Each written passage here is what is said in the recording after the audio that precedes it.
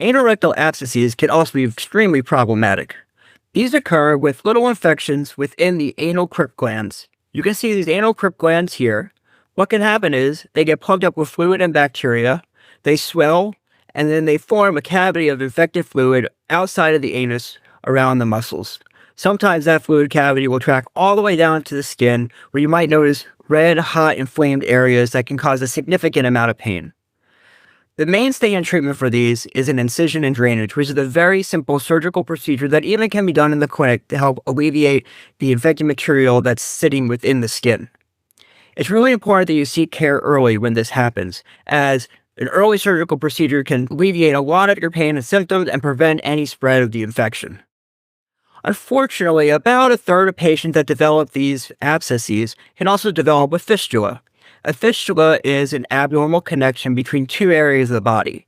When talking about anal fistulas, I'm speaking about a connection that forms from inside your anus here that will go outside to your anus here.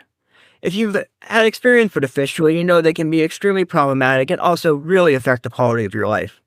There are a number of different surgical options for anal fistulas, and the majority do heal with the right care. I offer a variety of treatments for anal fistulas. My goal is to treat the fistula, prevent recurrence, and preserve your fecal continence so you're not having any accidents after these surgeries. The surgical options include either cutting through some of the muscle, if there's not a lot of muscle involved. However, there is a very great approach where you can go in between the muscles themselves, remove the fistula tract, and then close the muscle, so none of the muscle is divided. This allows you to get back to life and back to work without troubles with accidents or difficulty controlling your bowel movements. There are a number of other different options for anal fistulas, and I'm happy to discuss them more with you in person. A great way to prevent any of these conditions is to maintain a healthy diet, maintain good fiber intake, and good hydration.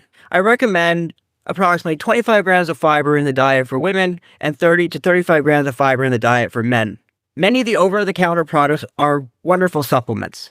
Usually those contain somewhere between 5 and 8 grams of fiber depending what you have. Then you can pick from a variety of fruits, vegetables, oats, wheats, anything that gets you to the amount of fiber you need every day. Drinking a lot of water is extremely important. The fiber works like a sponge, and you need that water in your colon to make a nice, soft, healthy bowel movement. It also promotes good mucus secretion within the anus, which softens the bowel movements and allows you to go easy and prevent any of these significant issues within the anal canal.